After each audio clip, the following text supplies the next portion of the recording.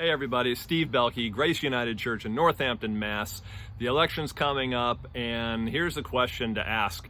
What is the purpose of government? What are the two roles that God set up government for? There's probably others, but in Romans 13, verses 3 and 4, he gives us two roles for the government. So let's look at that.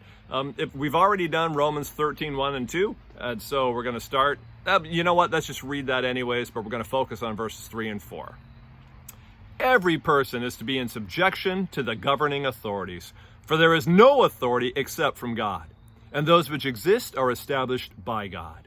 Therefore, whoever resists authority has opposed the ordinance of God, and they who have opposed will receive condemnation upon themselves. Verse 3, for rulers are not a cause of fear for good behavior, but for evil. Do you want to have no fear of authority? Do what is good, and you will have praise from the same. For it is a minister of God to you for good. But if you do what is evil, be afraid. For it does not bear the sword for nothing. For it is a minister of God, an avenger of evil for the good of society, who brings wrath on the one who practices evil. I don't know if you caught that, but there are two purposes right there. And the first stated purpose in verse 3 and 4 is the government exists to promote what is good. So it is a minister of God to you for good. Verse 4. The government serves God, as a minister of God. It serves God by promoting what is good, according to God's own standards, according to God's own word. What he says is good. A government is meant to promote that good, that to promote what is good for society. Okay? When Paul asks in verse 3, do you want to have no fear of authority? Do what is good, and you will have praise from the same. Now, we're living in a time where this is a question, but realize when Paul wrote this, it was way worse than this. Paul himself knew by personal experience that government and law enforcement can be cruel and racist and bigoted and anti-religious. And so, again, this is a general truth. But like Jesus, Paul was persecuted for his faith and for his ethnicity. Each of them, Paul and our Lord Jesus Christ, were falsely accused and brutally mistreated by the law enforcement officers, right, of their own day. So there are bad governments, there are bad cops, and there are heated moments when really bad things happen, and we're seeing that. We've seen that over and over again in our culture. But good behavior, this is what Paul is saying, good behavior generally avoids mistreatment. It doesn't bring about abuse.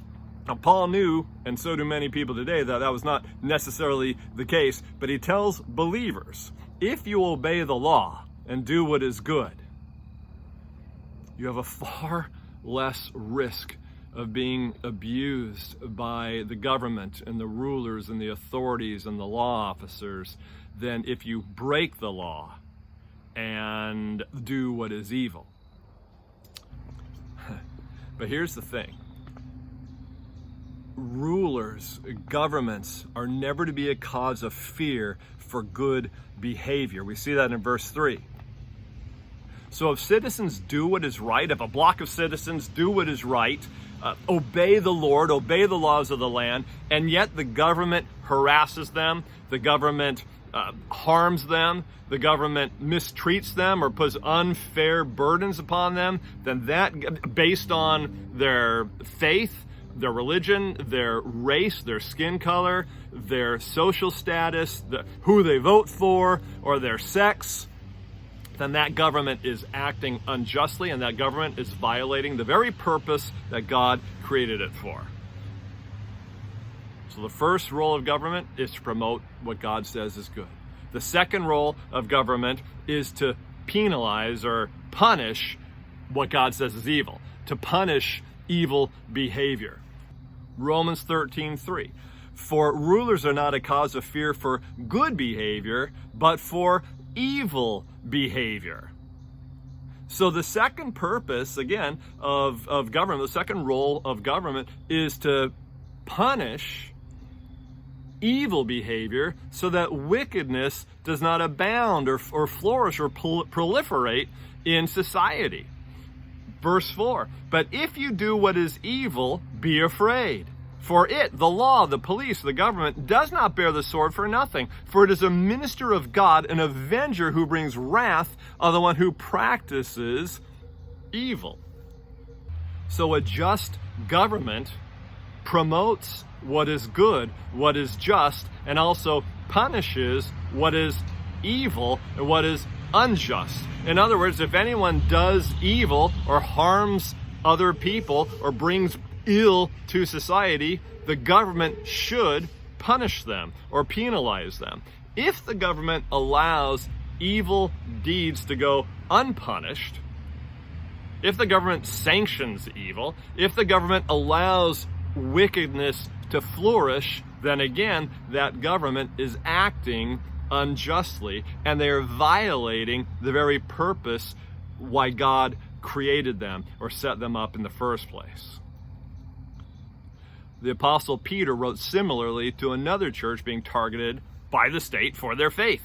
Submit yourselves for the Lord's sake to every human institution, whether to a king as the one in authority, or to governors as sent by him for the punishment of evildoers and the praise of those who do right. There it is again. For the promotion or praise of good, of right, and the punishment of evil doers, the punishment of, wickedness. So however you determine which candidate is best at these are two things that these are two gauges that God gives us to judge a good candidate. Which of these candidates do you believe would do the best job at promoting what God says is good, what God says is just, what God says is right? Which of these two candidates do you believe would promote the good for society? And then secondly, which of these candidates do you believe would do the best job at punishing evil? Which would do the best job at stopping evil from evolving and proliferating in society? If you have a good answer for those, vote for that person. You got to vote for whoever, but I hope this helps you. I hope this helps you to understand government and why God does this and set it up. And hey, you know what? It sounds cliche, but the Lord bless you and God bless America as we go through all this, right? Thanks, everybody.